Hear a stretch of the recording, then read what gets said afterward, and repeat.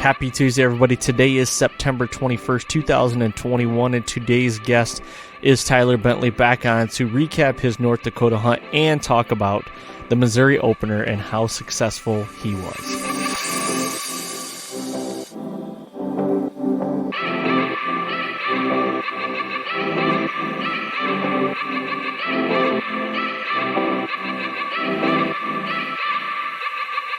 Welcome to the Fall Podcast. I'm your host, Aaron Blasey, and today's episode is 179. The beginning is going to be a recap of Tyler Bentley and Nick O'Healy's trip to North Dakota, the expectations of, what they went out there with, and now them being back, how it all unfolded and what they would do differently, basically. It's really cool because I just did a podcast with Tyler about, before they went out on the hunt, now that they're back, we get to compare and contrast, so it's really cool. The second half of the podcast is Tyler and his girlfriend Lauren go to Missouri for the opener. They just got back last night, and they were successful. And this is a crazy hunt because they got trapped in a wicked hailstorm in the tree stand. So that's all I'm going to leave it with, because it just goes to show you how fronts can get deer up and get deer up quick. And this will explain the whole thing. So with that being said, I'm going to say thank you guys very much for all the support and all the downloads. It is greatly appreciated. We are here. October 1st is right around the corner. I'm excited. Can't wait to get in a bow stand. And I know all you guys are in the same boat. So please go to iTunes, leave a 5-star rating, and leave a review. And with that being said, let's get to this interview with Tyler.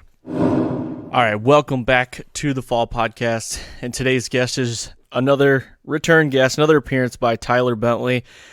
Tyler, I had you on a couple weeks ago talking about your North Dakota trip, and I said we were going to do a wrap, or kind of a wrap up and how the trip went.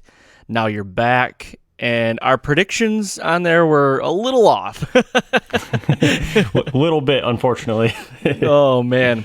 But today's podcast is going to be. The first part of it's going to be about that trip and trials, tribulations, everything you guys went through. Was it up to your expectations, that kind of thing? And then, honestly, you just got back last night from Missouri opener, and you guys were successful. So I cannot wait to hear about that as well.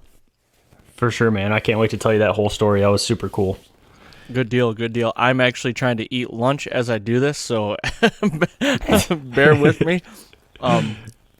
No, but I guess the first thing I want to get into is I want to talk about, your North Dakota trip. Now, I don't want to let the cat out of the bag yet, so let's get to that at the end. I think you know what I mean by there. I don't want to know the outcome yet. So I guess, on that first podcast, we talked about you went out there once before. You were getting shooter bucks on camera. You had high hopes, but you didn't want to get too high of hopes. And I said you guys were going to kill him the first and second night, I believe. So what happened, I guess? Like when you guys got out there, remind me and everybody listening what days you were out there, what dates it was again, if you remember. Well, we arrived for the opener. I want to say, I can't even remember the day of the opener now. I'm kind of been all over the country the last few weeks, so my head's kind of scatterbrained. But we arrived on the day of the opener at like 5 a.m. And basically, we got there on a few hours of sleep, and we knew that day that we arrived was actually going to be, if not the coldest, but one of the coldest days of our entire trip. So that night was like we were trying to get there and get set up for that evening sit. Okay, so when you guys were out there before, you did set some stands or prep some stands and some blinds. So were the cameras at those locations going off like crazy with shooter bucks? So was it one of those things like we got to get in there and just figure it out from right from the get?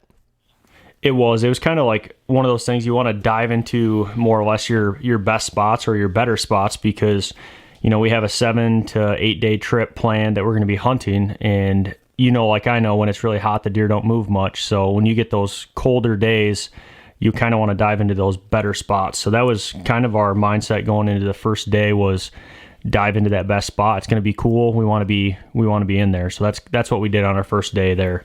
All right. So you weren't hunting mornings. Were you scouting mornings then? Yeah, we were. That morning, we actually were so pumped up. Even after driving that, 16-hour drive, we just were like hardly slept at all. We just like went straight to the hillside. We were glassing deer in the morning. We were jacked. I mean, literally, Nick had a beer that morning. I'm like, "What are you doing?" He's sitting on the hillside drinking a beer. He's like, "I haven't went to bed yet. I can have a beer if I didn't go to bed yet." So I was actually sending you videos or pictures on the hillside. That was pretty funny. We were pretty sleep deprived, half human, sitting on a hillside. We didn't know what we were doing, but it was fun. What did you guys get out of that first morning of scouting? Did you see what you want to see or no? We didn't see any bucks moving. Actually, we did see one buck and a couple does kind of worked really close to us, actually like 30, 40 yards. But that morning scouting mission didn't go quite as well as we expected, but it's not that big of a surprise because the cold front didn't actually start hitting until like midway through that day. So it was still fairly warm that morning, kind of humid. And then as the day progressed, temperature started to come down and down. All right. So then you got into that stand that evening, and what happened? Like, how did your sit shake out? And same with Nick, like how did his go? So Nick saw deer. We both saw deer. Everything was great. So my camera, I didn't have a cell camera in my spot. It was just a regular SD, cheap camera stuck in there. So I checked my camera on the way in, and my card had a full card. And I was like, oh my gosh, for the last 5 days, I didn't have any pictures. My corn pile was fairly gone. And I was like, oh man, so I have no idea what's coming in here in the last brutal. 5 days. Yeah, dude. Being that far feeling. from home, I was so bummed out. I'm like, I wanted to know what was in here, on this cold front. I wanted to check the SD card, get in the tree, and I wanted to know what was going to be in there. But I already had Austin, who lives out there, check that card like 4 or 5 days before I got there. So I kind of already had an idea of some bucks that were in there. But we got in there nice and early. I was bummed out about the SD card situation, got set up in the stand, and that temperature started coming down. The wind started blowing. It was blowing out of the east. I guess when they get storms out in North Dakota, I guess they blow out of the east. It's kind of normal. It's kind of weird here, but it was nice and cool. Storm started blowing in, and basically I started seeing deer. Started seeing some does. Started seeing some deer movement. I was like, all right, cool. And probably in the last 30 minutes of light, I seen 2 bucks. One was the shooter that I was in there for. One I had pictures of. They were both still in full velvet, and I seen them at like 200, 250 yards. And they're bedded in the tree line that I'm hunting on. So it kind of just set the scene a little bit. It's bean field on the south side and a slough on the north side, and then beans past the slough. So it's like beans, slough, tree line, and then beans. And I'm kind of like hunting that tree line. And these bucks were bedded in the same tree line that I'm hunting. And they got out of bed and they walked out. And I think the closest they got to me was like 200 yards. But that first sit, literally to get in there and lay eyes on a shooter buck in velvet, that very first sit was pretty sweet. Yeah, so obviously you didn't walk past them when you went in. They were farther down than you. Is that right? Yep, exactly. So I'm probably 200 yards off the road, 300 yards off the road, and they were 200 yards further down the tree line than I was. I got you. So seeing that, were you like kind of antsy, like maybe I should move in a little tighter? Or was it like just ride the hole, see what happens the next couple of days? So I went back to the house and I'm like, man, I see where they're bedding because I just watched them get out of bed and walk out, and I kind of seen their line of movement. There's a set of power lines that kind of run north and south, and they worked that line of power poles. And I'm like, man, if they do that again, I don't care if I got to sit on the ground. I want to be in those power poles because I'd be a chip shot away from that power pole. So that was kind of my mindset. I was like, if I have to get aggressive, which I'm thinking this on day one, but if I have to get aggressive, I could go set up in that sagebrush around that power pole and, make a move on these deer. But I knew I was in a pretty good spot because 200 yards away, I don't know how much closer I want to get in there. Another 100 yards might be a little too close. I don't know. Right. Now, did you have a good win most of the week for where you knew these bucks were bedding and where you wanted to get to, or where you were sitting? Did you have a good win for it? We did. I think it's like a predominant north-northwest wind out there. I think it was something like that. I can't even remember now because I just did 2 trips back to back. But so the wind was kind of hitting me in the face, blowing in the bean field behind me. And so I had a fairly good wind. All the like warmer, stagnant days, the wind was just steady. North Dakota has wicked winds. Like a slow wind out there feels like an insane wind here. It's just, so you're like blowing around in the tree. But it's nice. I actually prefer hunting a windy day because the deer are less spooked when it's windy. You can get away with movement in your stand. When you're filming, you know how that goes. Mm-hmm. The days where there's no wind, you're like creeping up there. You can barely reach to grab anything. So. For sure. Yeah. So like the next couple days, what was the theme? Like what happened? I mean, were the deer getting any closer? Did the deer movement shut off? Like you said, it was really hot. So how was the deer movement? So it went from being, okay, for day one, seeing the shooter bucks, thinking, all right, I got to get aggressive, to the next day going up 15 degree in temperature, almost to like, the low 80s. I'm like, oh man, I want to go back in there because even though it's 80 degrees, I know where they're bedded. They might work this way. I was kind of scratching my head. I didn't really want to push in there because I think that next day the wind kind of switched a little bit and it was kind of going to blow that way. So I didn't want to get aggressive there. So I hunted that spot one more time. I did not see those bucks the second sit, but I did see some does, had does in bow range, and came all around the stand, never spooked, nothing like that. And then there was another cold front coming in, I believe it was on Wednesday, which would have been like day 4 or day 5. I can't remember. But I knew that next cold front, that next cold day was going to be the day that I had to strike on those bucks, whether that be sit that same stand or try to go in there and get aggressive to try to get a shot at them. How much of a cold front was it? Like how much temperature was dropping? How are we talking here? Yeah, I think it dropped down to like a 74 degree high. From 85? Yeah, from our hottest day was like 85, 86, and then it went down to like, mid 70s, yep. 74, 75, something like that. So it was pretty significant, 10, 12 degrees. I mean, you'll take anything when you're on a trip like that though too. You're looking anything. For anything to get excited about and get those deer up just like 10 minutes early. I mean, that's what it might take. And that's it, man. That's crazy. So like day 2 and 3, you weren't seeing these bucks doing the same thing again. So I feel like in my head, I'd be like, I'm pushing in. I'm getting as tight as I can. Like, where were you at with that thought process? I kind of wanted to get aggressive, but the other, it's kind of got like my double mindset here. I'm thinking, all right, I could push in or I could be patient. I have X amount of days. You're kind of doing that math in your head 24/7. But I knew if I seen him that day and it was only, a little temperature drop, the next big cold front that's going to hit, he's probably going to get up and move again. And he's either going to move that tree line or that power pole line, or he's going to work towards me. There's only really 2 spots he can work. And it's like kind of like 50-50. So me getting crazy aggressive on the ground over there, I don't know. I feel like that's pretty wild cardy for me to do.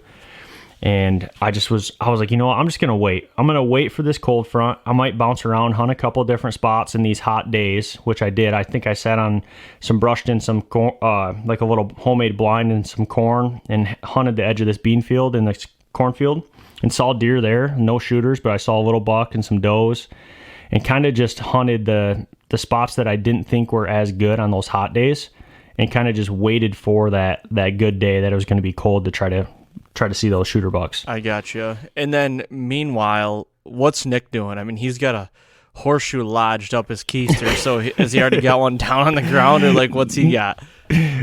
Every time he texts me, I just was assuming he was going to be like big buck down. Like my phone go off, I'm like, oh great, here we go. And honestly, I think I'm not gonna say he had a rough trip, but he was scratching his head a little bit. He was bouncing around. I might have only hunted 3 spots total on that entire trip, and I think he hunted like 5 or 6.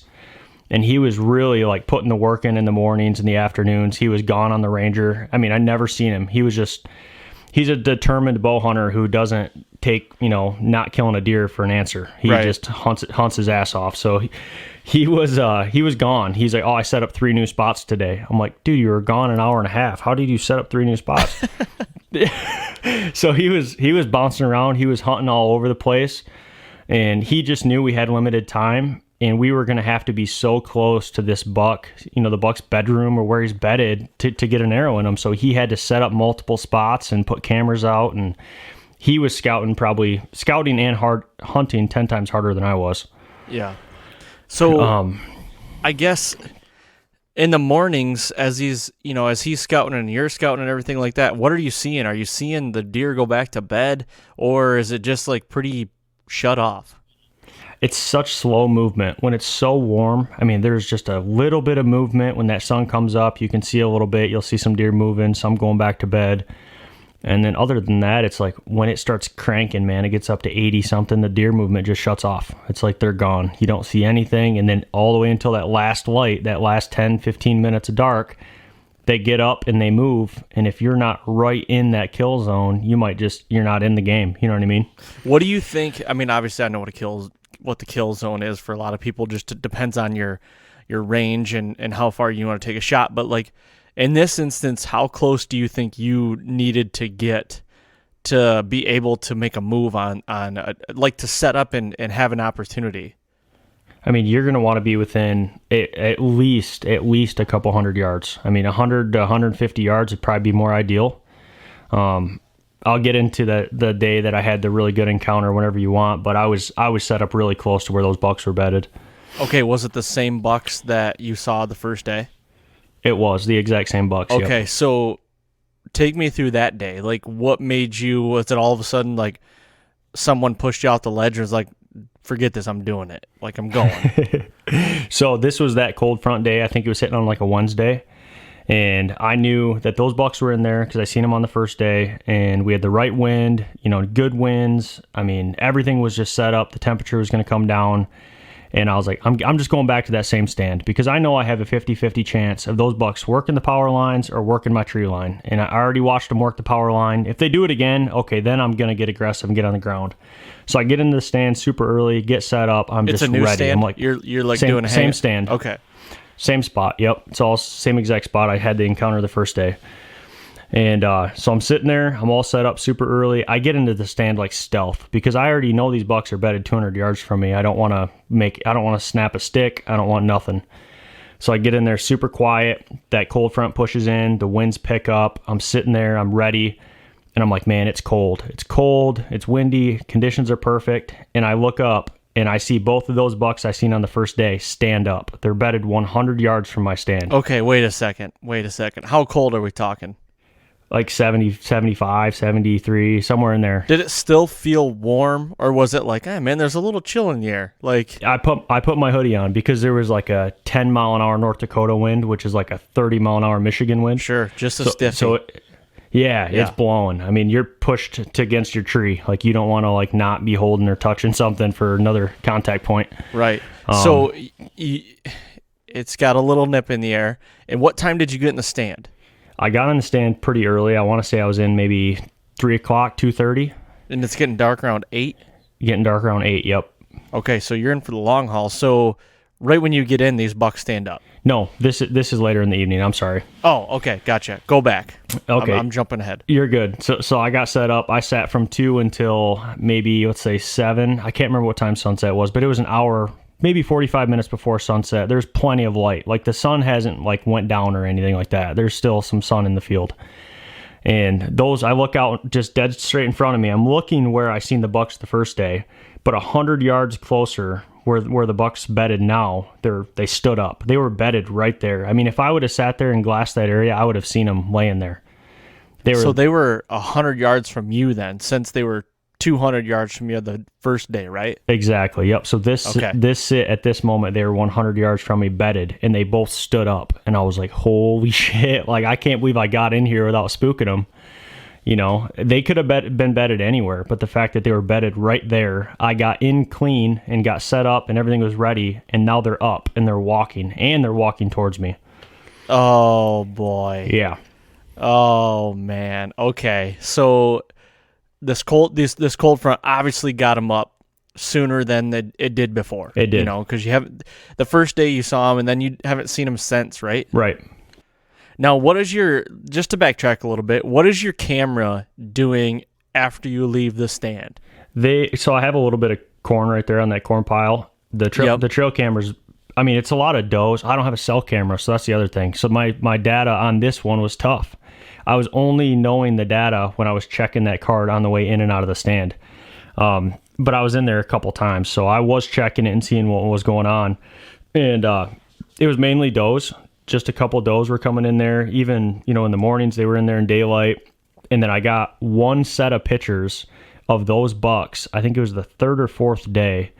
and it was the ones I seen. And I'm like, okay, cool. Because that kind of verified they are working this far down the tree line. They let me know they're down there.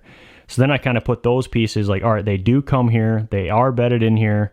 It's going to take a cold front to get them on their feet, like you said, a little bit earlier, to get them on their feet, get them walking around. And I knew that day that cold front was it was going to take all those pieces to fall together. You know, if I was a bet man, it sounds like Tyler is complaining that he has just a normal trail cam that just takes an SD card that you have to walk up to and check. But what if he had a cell cam like a render from Exodus? He wouldn't have to do that. He could get it right on his phone instantaneously. I think if anybody, especially him, is looking for a camera, they should go and check out Exodus trail cams at ExodusOutdoorGear.com. Check out the render, check out the Lift 2 and the Trek. They're awesome cameras. They got a 5-year warranty. And with the render, like I said, you get the photos instantaneously right to your phone, so you know what the heck is going on. Let's go back to the show. Sure. Now, is the wind coming from them to you, like over their back? It's hitting me right in the face. Like, I'm looking right at these deer. They're straight up the tree line. The wind's blowing from them, like, essentially to me. Kind of going, like, back behind me into the bean field in a way. So that kind of threw caution. They kind of threw caution to the wind. Basically, like, if they got wind coming off their butt, towards you, they're working with the wind. So that's not unheard of, obviously. I mean, I've killed a couple bucks that have done that, but it's like, kind of uncommon. Like they're trusting. They feel really comfortable. I feel like if you get that scenario, they haven't been spooked yet.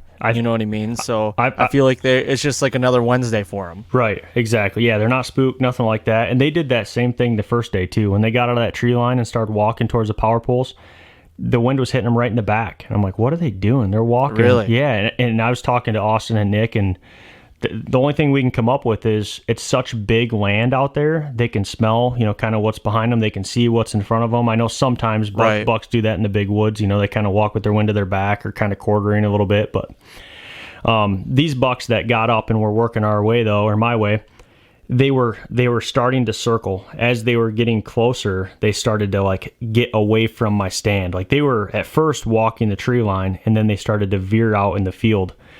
So they were walking with the wind at their back, but they were going to approach that corn pile, which was on my left-hand side. They were going to go behind me and approach that corn pile from downwind. Oh, those little sneaky little suckers. They knew what they were doing. Oh, yeah. Yep. Now, are they coming to the left of you or to the right? Because is the corn pile to the left or the right? So I set the corn pile up. So I walk past the corn pile when I come into my stand. So I basically walk past the corn pile, check my SD card, keep walking, get into the stand, and then down the tree line further is where those bucks are bedded.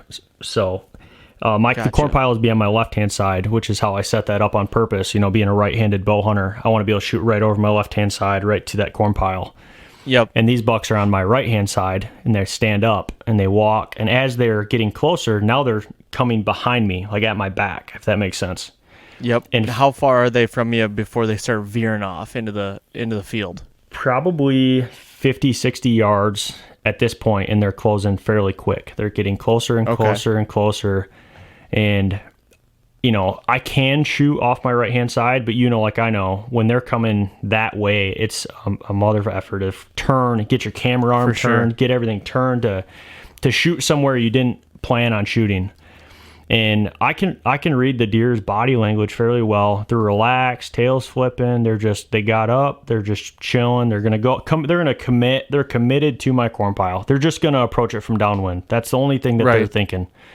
Mm-hmm. So they're fully committed. I can see them, and they keep closing. I have a big fat pocket shot off my right hand side, and I decided to not grab my bow and just to film them, get them in focus. Because they're coming into the corn pile. They're fully committed. When you watch deer enough, that they're not spooked. What they're going to do. You kind of have an idea. So let me get this right, though. You think they're gonna loop around the behind you and come in to the corn from like behind you, though, right? I do. Yep. So did it ever occur to you like, I got to kill these deer before they get behind me because they're gonna win me. Right, I did, because I was like, all right, I either got to make, a little bit of noise, get everything turned, try to turn and then shoot, and then it's kind of thick like a wicker basket over there. I got a pocket shot, but then they're also, quartering to me, so it's not an ideal shot either because they're walking towards me. They're not quite broad shot, so it's like the shot wasn't good. It would have been a clusterfuck for me to try to turn and shoot that way. It was like, I think they're going to commit. I'm just going to film them. It's kind of a risk, but I feel confident enough that if they can just break my wind right there, because they're kind of tight as they got closer. They went from being like 60 out from the tree line to like 40 to almost at one point, I think they were at 30. So they're in the bow range window right now, and they're just going to try to have to pass my scent, which is behind my back. Yeah, that is a risky deal there, I would think. It is. Because it just, hopefully you took a shower. Yeah. Right? Yeah, I'm all scented down. I'm super. It's easy to be good on scent control in early season, in my opinion, because you're not like packing on layers. You're not really like sweating to the stand, getting dressed at the tree. Like all my stuff scented down. I got a fresh shower. I'm scented down. I got nose jammer on me and my boots in the tree. And I felt pretty confident. The other thing is it was such a strong wind that like when the wind's hitting you, it's not just dipping right at you. Like I truly feel like my wind was hitting me and going 150 yards behind me up the hill, like out into that field. So I feel like the bucks were so tight to the tree line that if they just stayed there, my wind's going to go way up and over their head. Gotcha. If it would have been a slower wind, real slow where the wind's kind of falling, I would have been nervous. But I think because the wind was so strong, I felt confident that they were just going to break right through it. That makes sense. Okay. I was just curious because I was thinking, well, if he's going to come to your right and you got a pocket there, why not kill him there? Oh, yeah. But you were there. I wasn't, so I'm just playing Monday morning quarterback. It crossed my mind because I'm from Michigan, and I know you don't get opportunities. And when you get one, you better capitalize right now. You better get an arrow in that deer right now if he's in bow range. Right. Yep. So what happened then? They're down to your right, 40 yards. Like what's going on? Okay, so at this point they pass where I can shoot them, and they get into the spot where I can't shoot them, which is almost behind me at this point. And they're within 30 yards roughly, and I see where my wind's blowing, and they passed my wind. They're good. I'm like, all right, sweet. They're past. So you beat them. I beat them. They're coming through. I'm like, all right, cool. Now I gotta stop filming to the right and get my camera gear back up to the left, get my bow in my hand, and start getting ready for this bait pile shot. That's kind of where I was going to go. Well, I hear a doe blowing to my right where the bucks are. And I'm like, no, please don't blow. I don't know why you're blowing, but don't blow. You're not downwind. What are you doing? And this doe just starts blowing her head off, and the bucks stop. And I'm like, you got to be kidding me. I'm like, what the heck, because these bucks are fully committed. They made it past, the danger zone, and they're coming into the corn pile, and this doe is blowing. She's gonna mess everything up. Heart's beating out of my chest because I'm like mid transitioned with the camera arm. I got the camera arm like halfway. I got my bow like in the wrong hand, and then they look up in the tree at me. This doe does, the bucks do, and I'm frozen solid. And my heart sunk. I'm like, no. Like, what do I do? What do I do from here? Right. What do you do when you get busted in the tree? What do you do? So it was probably a 5 to 7 minute thing where the bucks are looking in the tree. They're still like chill. The bucks are still like, I don't know what you're blowing for. They'll like nibble on some beans. They keep chilling, and then the doe stops blowing, and the bucks proceeded. I'm like, all right, cool. They recommitted. I'm like, all right, we're good. It took 7 minutes. I don't know what just happened, but they're gonna go now. All right, cool. This doe runs away, completely runs away. She's gone. I'm like, all right, sweet. She's out of here. She's not gonna screw shit up for me. We're good. The bucks are 15 to 20 yards behind me probably at one point, and here comes this doe that ran away, comes running down the tree line all the way to these bucks. She almost like steps in front of them, not quite, but like almost in their faces, and starts blowing. Like, no, don't go that way. It's not an option to go that way. And she keeps blowing until the bucks finally just turn around. I don't think the bucks ever smelt me. I don't think anything ever happened, but this doe, I almost shot a doe with 230 You should have just shot her. Dude, there was 2 bucks in frame, and I have 1 deer tag, and I almost shot the doe with the 2 bucks in frame because I was so mad that she just ruined this. She almost ruined it, and then she came back, and then she did ruin it. And oh my gosh, dude, I was sick to my stomach. And then these bucks are turning and they're going to walk right past my 40-yard window again, or 40-yard window. Everything's set up to my left. I mean, this was the worst chain of events that I've ever had happen in a tree stand. So I'm swinging my camera arm back for like the third time or some shit, back to the other side, got my bow back in the correct hand. And at this time, it's starting to get a little bit darker. It's still daylight, but I'm trying to range these bucks. They're walking away, quartering away at 40, 45, 47. And I knew that was it. I'm like, damn it. That was it. That was my opportunity. No.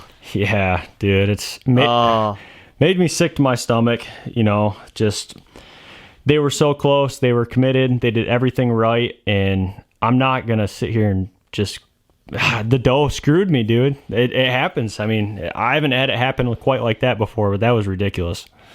Man, freaking women. Dude, right?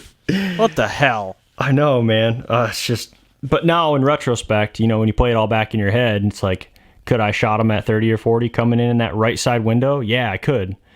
But it's so much easier now to sit and say, oh, what I could have did different. I just, in the moment, it looked like they're when you're looking at a relaxed deer fully committed to a corn pile, it's like, why am I going to shoot him at 40 when he's going to come into 15 or something? Right. Well, and it kind of goes back to your and I's mentality from being from Michigan, and I think a lot of people can relate to this too, is like, we live for that one opportunity a fall. If you get two opportunities, then good on you. Like, you worked your ass off to do that. But we put all this work and everything for that one opportunity. So was that one opportunity to your right, the first one, or was just the whole experience that evening, your one opportunity, however you want to look at it, I guess? Yeah, I would say that whole sit, that whole hunt, that was my opportunity. I call it an opportunity when I have a shooter buck in bow range, because if he's in bow range, if he's behind a tree, or if he's behind something I didn't trim out, or if I didn't get a shot off, or I couldn't get him in camera, I still had that opportunity, and whether I was able to get an arrow out or not, that was on me. So gotcha. I feel I agree. Yeah, I had that opportunity, and I didn't get it done, man. I was sick to my stomach. I don't like to think about it. So the rest of the week was kind of the same, right? I mean, you guys, the deer movement kind of shut off, right? And obviously you guys, none of you, threw an arrow out at anything. No, that was the closest either one of you got, right? That was the closest one we had, man. From there on out, from that cold front until the day that we left, we were going to stay 2 days longer, and it just progressively got hotter every single day. I want to say it went up to like 88 or 89, maybe even. And the deer movement shut off. I mean, we were still sitting, and I was still seeing deer. I actually went back to that stand again, and I thought, maybe if I didn't scare those bucks away, which I didn't, the doe scared the bucks away. They never spooked from me. They just walked off. They never ran. They never made a noise. They just walked off. So I went back to that stand and hunted again, and I seen deer every single sit. There was a sit I seen 8 or 9 deer, I think, and no shooter bucks, but I seen a ton of deer, and it's always right at that last light. I mean, it's the last 5 minutes. It's almost like just out of camera light. And you don't even want to shoot when it's that dark, Right. Exactly. Yeah. So I guess from the first podcast that we did about it and the expectations that you had, now the trip being over, like, what would you have done differently, I guess, or would you do anything differently at all? I feel like, as much as I feel like a failure because I didn't kill one, I feel like I did a good job because I went out there and I set my stand in the right spot. I got in good. I had an opportunity. I didn't get an arrow out, but being that far from home and having a shooter buck in bow range, I feel like, even though I didn't kill him, I feel like I succeeded in a way. Do you know what I mean? It's what I would do differently. I probably would have trimmed that entire tree that I was in, because then I could have probably maneuvered a little bit better, but right. I don't know. I don't know what you can do differently for when a doe, blows at you. I don't want to be one of the hunters who sees a deer and gets an arrow and shoots all quick, because that's like what I would have had to done to kill. So I don't think like my shooting style needs to change. I don't think I need to be more of an aggressive type hunter, because I'm pretty like casual. I want to shoot if a deer doesn't come in, I'm just going to wait him out. I'm normally like a pretty easy passive hunter. Yeah, that's what word I was looking for. Yep. And I think that's a good way to be. Some people are so quick on the draw. They're just, I got to shoot right now. Right. And everybody's scenario is different too. Yeah. You know what I mean? Like, but now looking back also, were your expectations like basically right on par with what having the trip a couple years ago, being out there, and then, going out, setting up cameras and stands beforehand, and now like in living that week of hunting, was it what you thought it was going to be? I think so. I think it was pretty much exactly what I expected. I knew the best days were going to be on the coldest days, and it was weather. Honestly, I wasn't sure if we were going to get close enough to the deer's bedroom or if they were going to move in time before dark. Like, there was a lot of what ifs, but as far as the hunt and the whole trip as a whole, it was pretty much what I expected for the most part. As far as, you know what I'm saying? It was because after doing it once before, you kind of got an idea, and then but I did know in the back of my head, a couple cold front days. Okay, so the likelihood of me having an opportunity is going to be on one of 3 days or one of 2 days in this, matter. And whether I do something in those 1 or 2 encounters is going to be on me. So that's kind of what I expected. I didn't capitalize, man. It chaps my ass. Oh man, that's why they call it hunting, not killing. That's it. Not to be so cliche, but I mean, that's what it is. So I guess next year when I go with you guys, I guess I'll just take that stand. Okay. That spot. I'll just take that spot. You can go find your other spot. If it's going to be hot out, you can go about another 100 yards down. If it's going to be cool, you can sit in that spot. There you go. Hey, there you go. It's next year you can get in there and set up 2 spots, and just ride the hole. For sure. It was awesome, man. I know it's, cliche to say, but we honestly did have a really good trip, and me and Nick get along great. And just to get out there in September and get bow hunting and everything we did, like we honestly had a really good time. It was fun. Yep. So transitioning a little bit to the opener of Missouri. Let's talk about that trip, because you guys just got back last night. You and your girlfriend Lauren, and I haven't heard the story yet. I wanna know. You just keep telling me, I'll tell you later. I can't wait to tell you. So okay, now this is the time. Tell me what happened. All right, sweet man. Yeah, I didn't want to tell you on the phone and then have to retell you on a podcast if we did it. So, but yeah. So after being in North Dakota, we come home.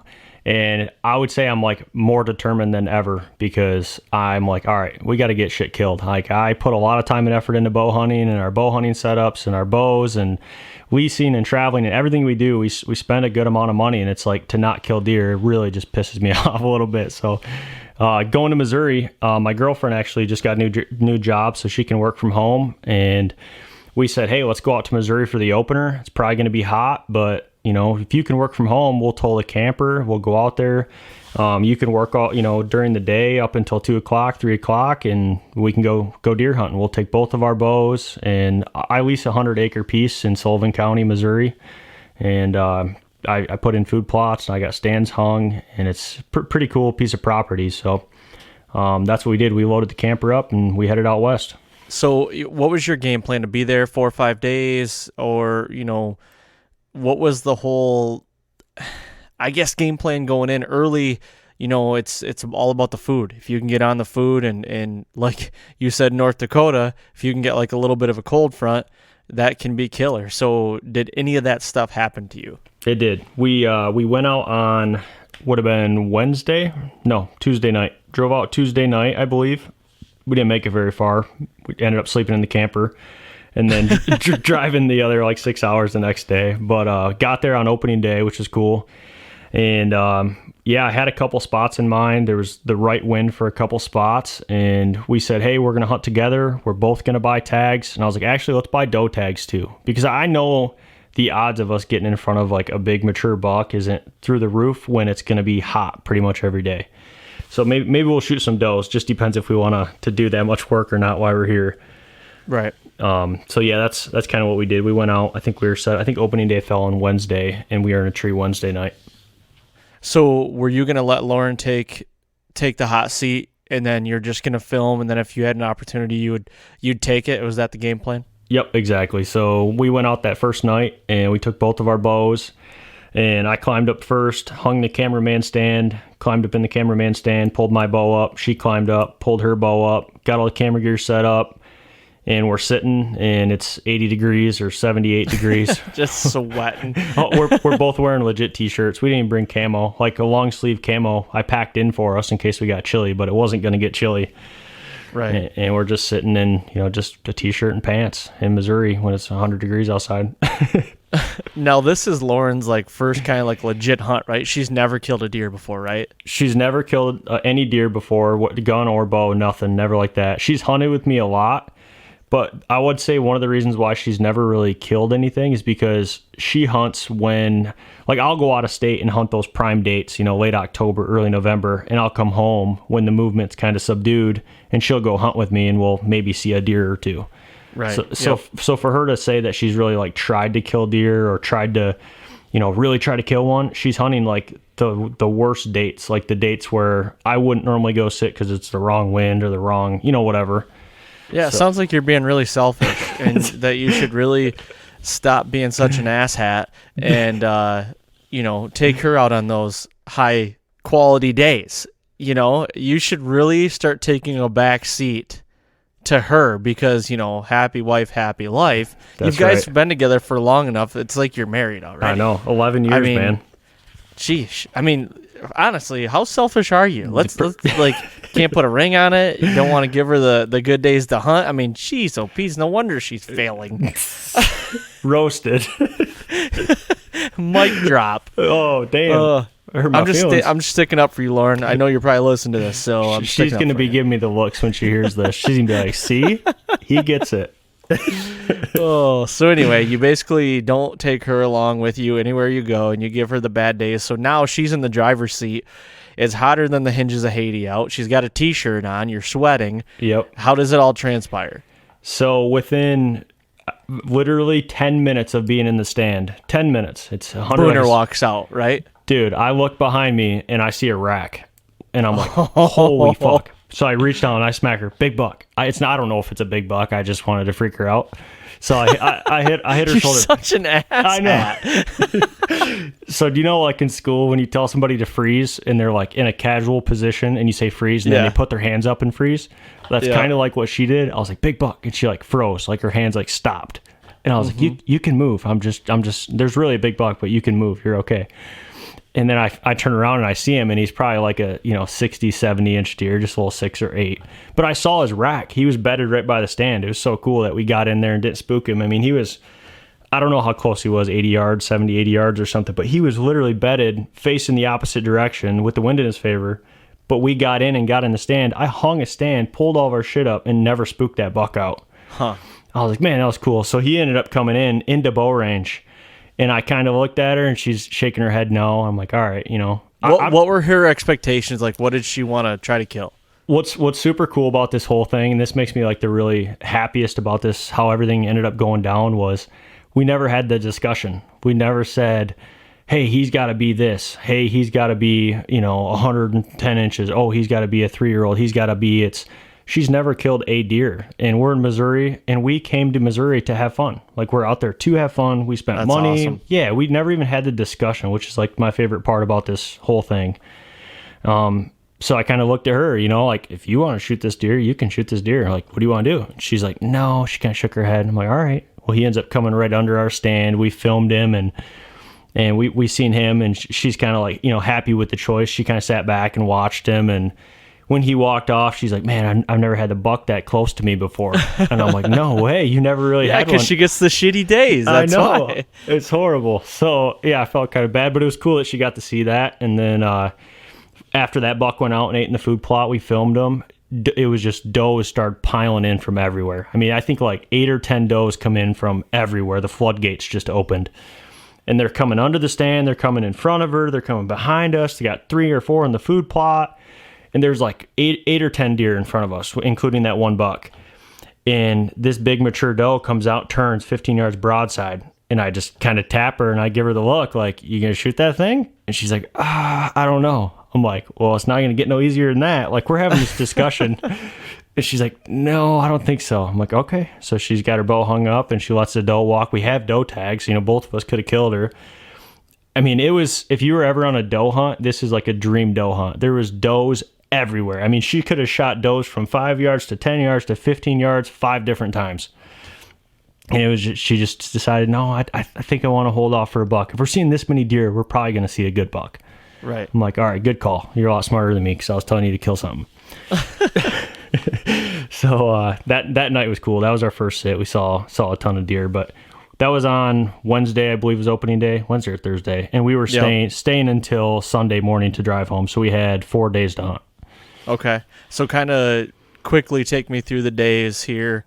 What you guys weren't hunting the mornings, I'm going to guess. And then no mornings. Yep. So like, how were the evenings shaking out? Were you seeing more and more buck activity, or how'd that play out?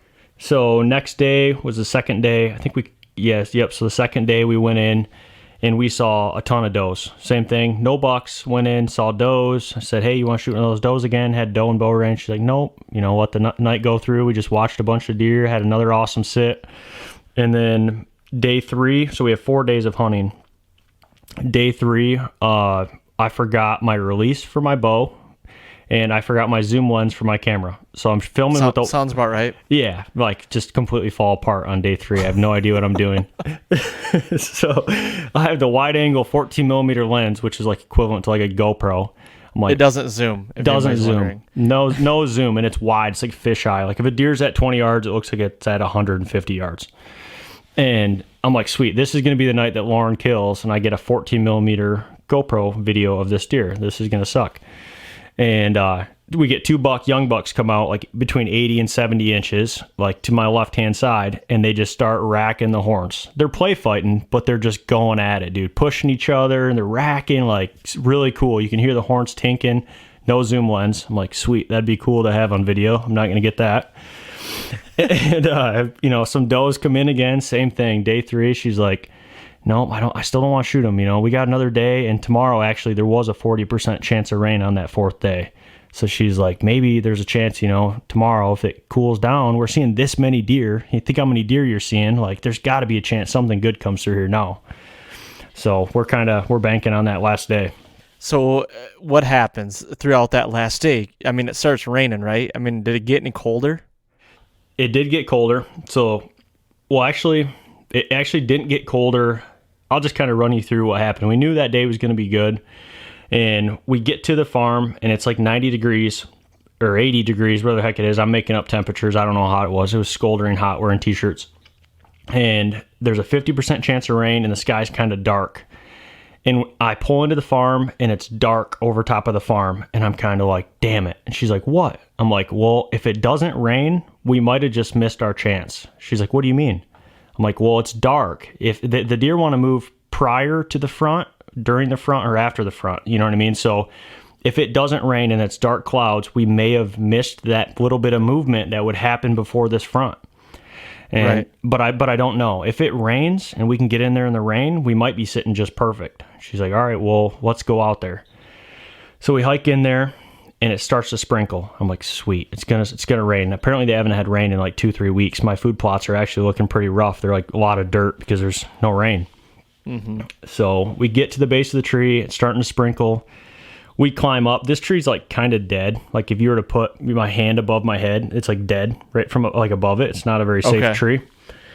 And we get up in there. It starts raining, and then we hear the lightning crack. Boom, like close. Lightning, thunder, whatever. And I'm like, holy shit, this thing's going to hit like a snowplow. Like, I don't know if you've been out in Missouri or out west. Those storms are much scarier than Michigan storms. They hit hard. It's like a snowplow truck doing 100 when it comes in. So I said, hey, let's climb down. She's like, what, are you afraid? I'm like, no, I'm not afraid. You haven't sat through a Missouri... I was like, she's calling you out. She's calling me out, yeah. I said, you haven't sat through a Missouri storm like this. And she's like, it's going to be fine. I said, all right, you can call me a pussy or whatever. We got to climb down for a second. So I talk her into climbing down, and she's still kind of rolling her eyes at me like, oh, you're scared, So we climbed down, and this storm, dude, holy shit. This was 10 times worse than what I had envisioned in my head. When it hit, dude, it was like insane. Like 60-mile-an-hour gusts with hail and rain in the rain. Just, I mean, we were completely drenched within 2 minutes. I mean, I could have wrung my boxers out. I mean, I have video of me getting my ass whooped with hail. I mean, it was like someone was throwing handfuls of pennies at me, dude. Like, just whooping me. We have one raincoat, and I give Lauren the raincoat because I had it packed in my bag real tight. I give her the raincoat. Maybe you are a nice guy then. Oh, yeah. So then I give her the raincoat, and she's filming me, getting my ass whooped in a T-shirt. So she has all this awesome video of me just getting wrecked. But we're sitting at the base of the tree, and this is just an insane storm, dude. It came in just whooping our asses. We're sitting at the base of the tree, and it's not letting up. It probably went for 20 minutes. And at this point, we're just like laughing. We're talking totally casual. We're like, holy shit, this is insane. We're soaked, dude, drenched. Lauren's picking her boot off, dumping her boot out. Like, we're just fucking soaked. And she's like, we didn't go back to the truck. And I'm like, oh, hell no, we're not going back to the truck. This is gonna stop. Like, and we're gonna climb back up in that tree and we're gonna kill. Yep. She's like, okay, rolling her eyes, whatever. It starts to lighten up. And I'm like, all right, in the tree right now. We climb up in the freaking tree. I'm dumping my water out of my boots. I'm wringing out my freaking neck gaiter. I'm trying to get all the rain off me and shit. It stops raining. Birds start chirping. And the sun pokes out. And it's probably 40 minutes before sunset.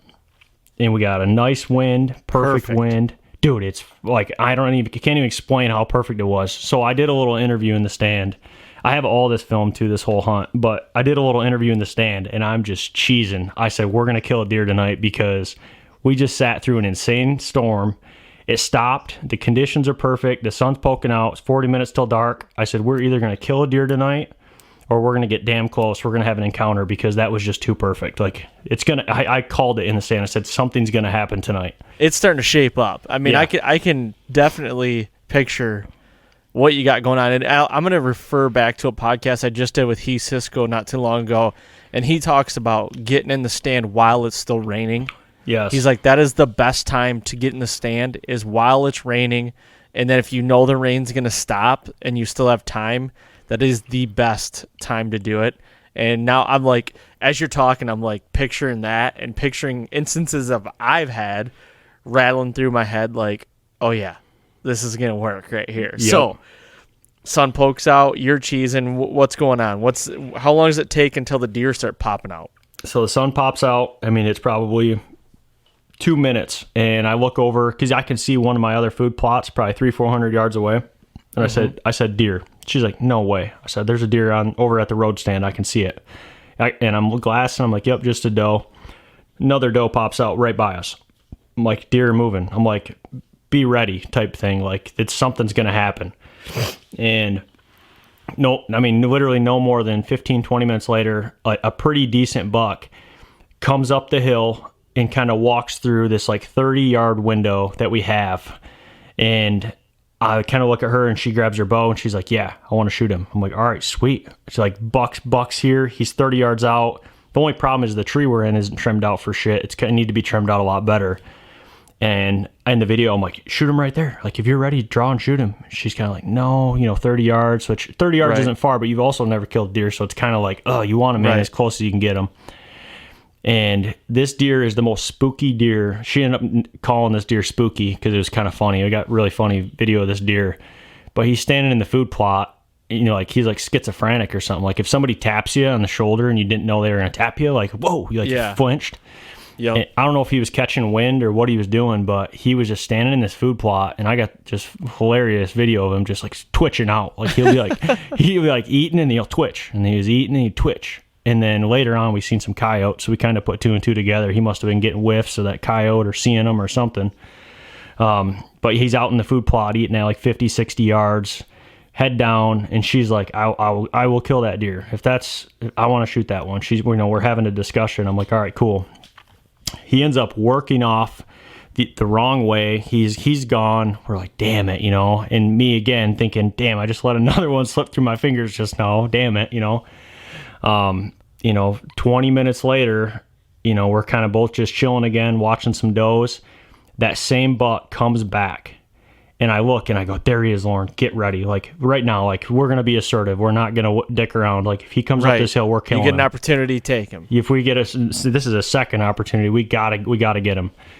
He comes up, this buck comes up the hill. He's looking around. He's chilled out now.